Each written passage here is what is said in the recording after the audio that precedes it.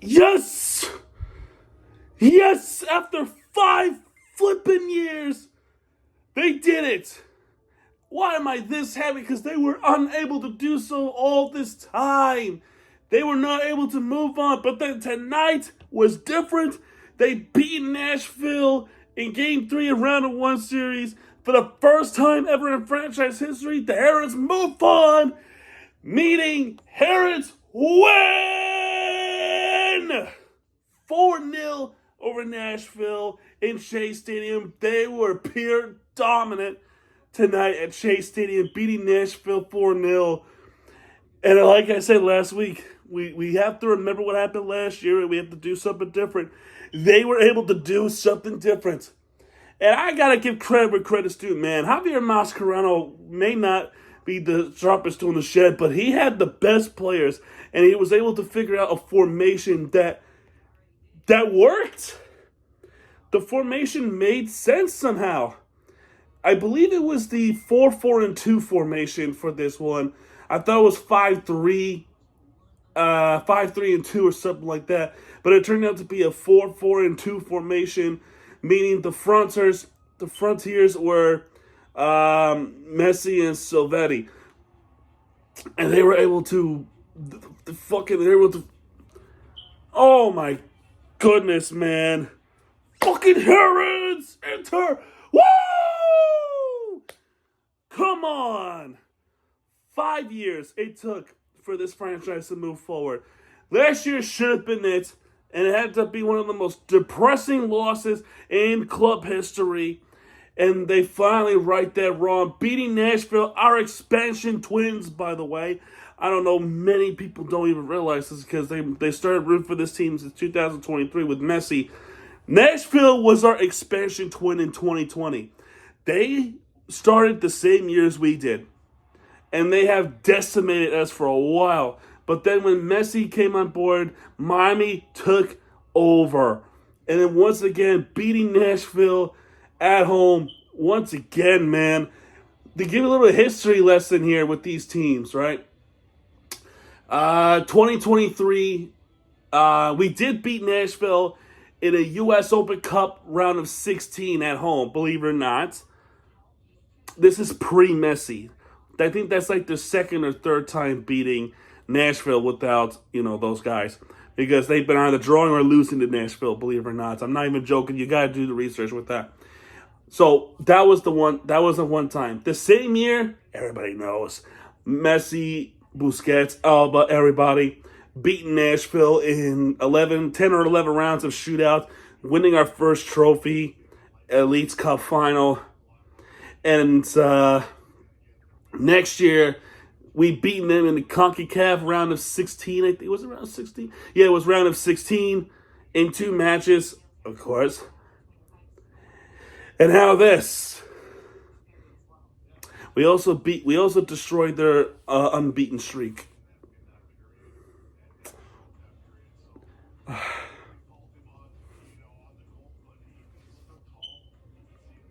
Is this what it feels like to win a soccer playoff match? Like, I know we win some big games, right? We win some tough matches. We win some tournament games, U.S. Open Cups, CONCACAF, really big CONCACAF matches with LAFC. Not Monterrey, but like with Tigres. That was Leeds Cup. There were so many big matches. This is different because this is for the MLS Cup. This is different because what was supposed to be our advantage point for Inter Miami, they ended up not doing so for 5 years, and they finally got it done tonight. And that was what was so important for our franchise to begin with. My cats are acting crazy, as they should be. But that was the whole point of this, is to build a good roster to compete for the championship. Right? They've done it with other trophies, but they're not able to do so with MLS Cup. Maybe this year could finally be different. And with this win, I doubt Mascherano's going to go. Because I know there are rumors saying that he's on the hot seat. I truly don't think he's going to be fired. I don't think so.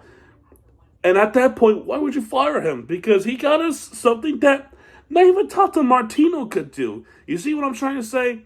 Diego Alonso could not do that. In fact, Diego Alonso was our first coach. And we made it to the playoffs that year, right? They call it a play-in, but that's actually a playoffs. You know who was our opponent in that season in the playoffs that year? Nashville.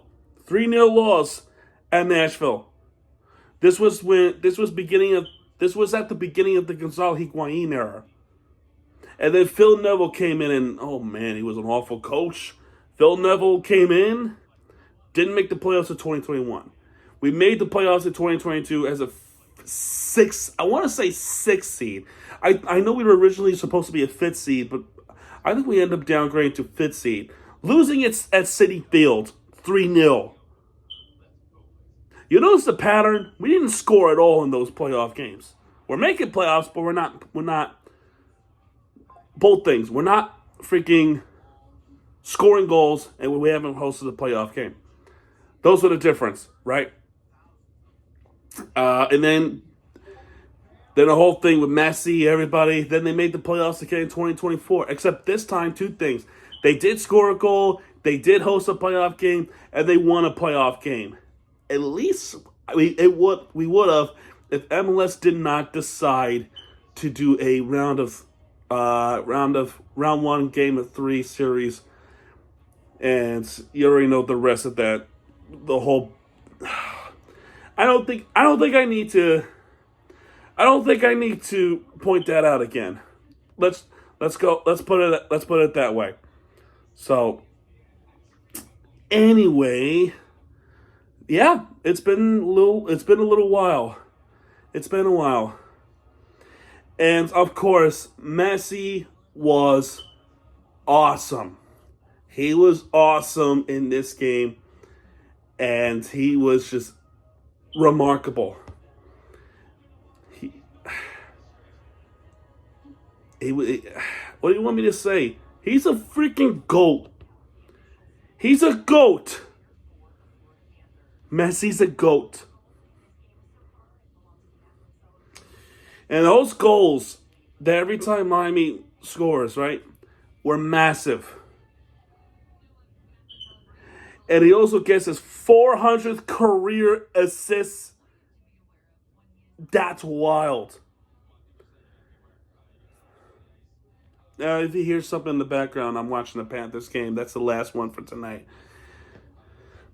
But yeah, man, I thought Rockareel's novel was brilliant tonight. He was awesome. All right, let's go over the scoring summary.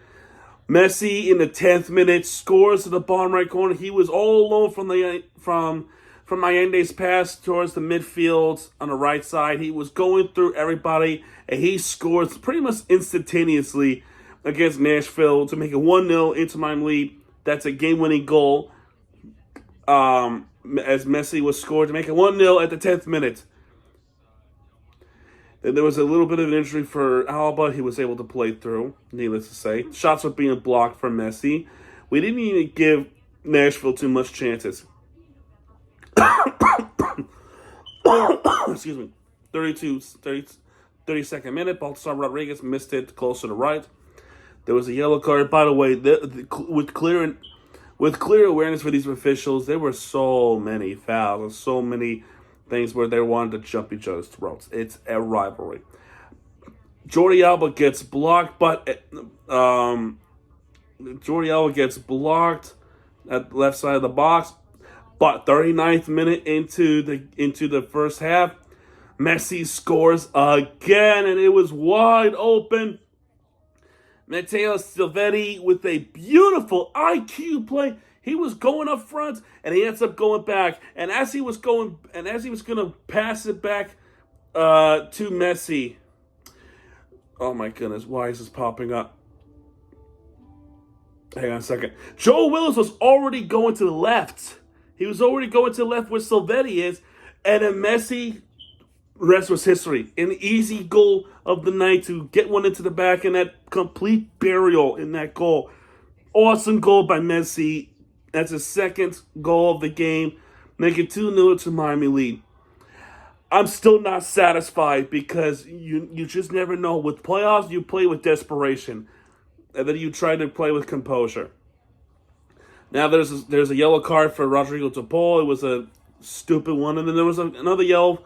This one's on Walker Zimmerman for fouling Messi, and Messi had chances on the free kick situation.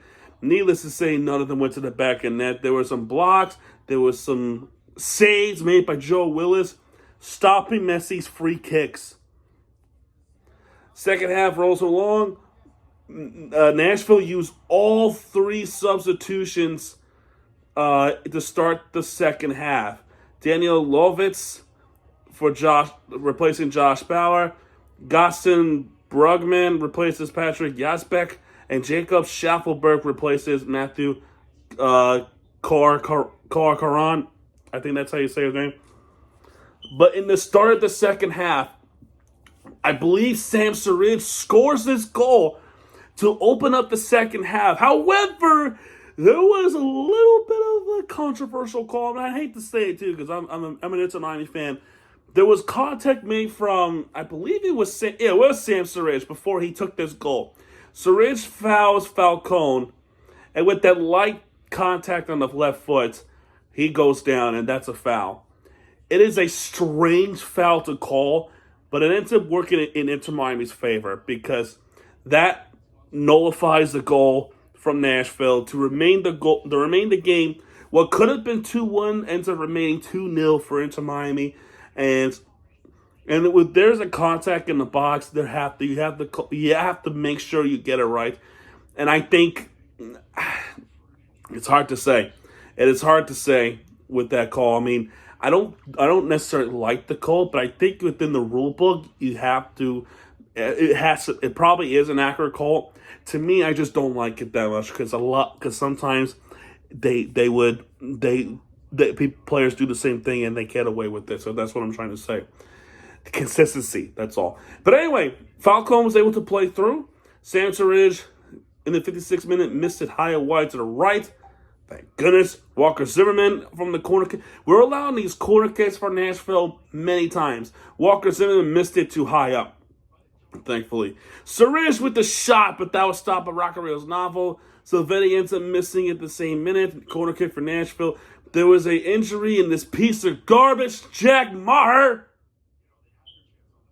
He injures Messi. And thankfully, Messi was able to play through it. Thank you. So anyway, he gets a yellow card. Messi was able to play through it, thankfully. Silvetti gets a yellow card from the foul against Walker Zimmerman.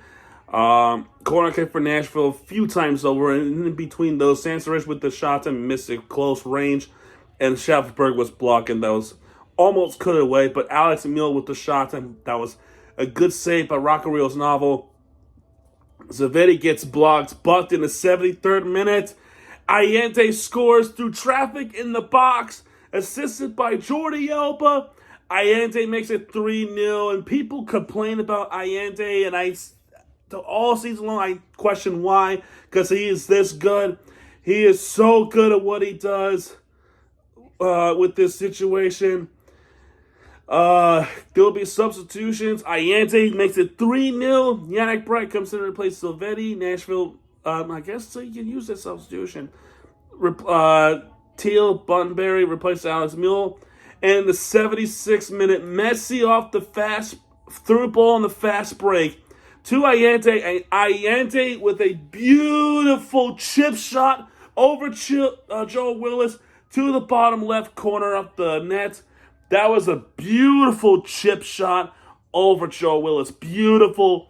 And that makes it 4-0 for Miami. And that door has shut and sealed. As we can taste it, we were going to advance for the first time ever. Fans have been waiting for a while. It doesn't seem... It's not 25 years like the Dolphins are going through, but this is something different. Something very different from what we're used to these past few years with the Miami Heat and now the Florida Panthers. You see what I'm trying to say here? So Messi gets a yellow card. I don't like that one. In fact, they were talking about something about infringement. Bunbury with the yellow card shown, that was because of that foul and infringement. Lovitz also gets a yellow card. Messi with the free kick, and that didn't go nowhere. Substitutions, Tyler Boyd would replace Sam Surridge. There was just no point. They just pretty much waved the white flag at this point. Aviles replacing Allende. There will be 8 minutes of stoppage because of injuries and, some tensions rising and all that type of stuff. Tyler Boyd and Segovia gets caught offside. In fact, he was part of the substitutions earlier. Aviles comes to replace Allende, and it was deserved. Tyler Boyd with the shot attempt, it was saved by Rockerillo's Navo. Shot for Burke that misses close range to the right, and there you go. There you go. Miami wins 4-0 over Nashville, advancing to the Eastern Conference semifinals for the first time ever. Oh, there you go. There you go, man. Oh.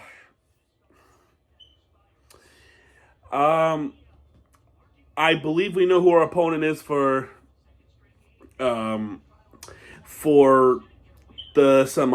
conference semifinals. So our opponent, excuse me, it's probably going to be FC Cincinnati, because FC Cincinnati has won the series against the Columbus Crew. In fact, I think they made this comeback to win it. Yes, they did. It was a late comeback, so a heartbreaker for Columbus Crew. And Cincinnati wins what they call it, the Hell is Real Derby. I personally call it the Ohio Derby, because that's what it is. Because Columbus, I think, is the capital of Ohio. Is it? I don't know. I have to double check that one. But it's Columbus Crew. And right at the Kentucky-Ohio border is Cincinnati. And, yeah. Yeah. So that's who I believe we're going to face next. Yeah, I think so. I don't know when, though. I think it's going to be in 2 weeks. Because I think in between there's going to be an international break, right? I don't know. But we'll see what happens there. If I know something, I'll certainly make a preview of the Eastern Conference Finals between Inter Miami and FC Cincinnati. I will do that. But yeah, man, their 55th game, and they got it done. And they continue to play. Now we need 3 more wins. 3 more wins to win it all. We need to win this game. We advance to the conference finals. We win that game, we go to MLS Cup. And we win that game, we hold another trophy. We got to do it. Vamos, Miami! Yes! All right, man, that's going to do it for this one. I'll see you guys a little bit later on with the Miami Heat recap. That is a great game all around. I can't wait to talk about it. But yeah, man, I certainly could not wait to talk about this one. If you have loved this video, please, if you do, hit that like button, subscribe for more content, because Miami TVG has it back. And when he does, he'll be right there with the free entertainment you deserve. This is Miami TVG. Sign up, folks. Adios. Vamos, Miami. Eastern Conference semifinals. Yes.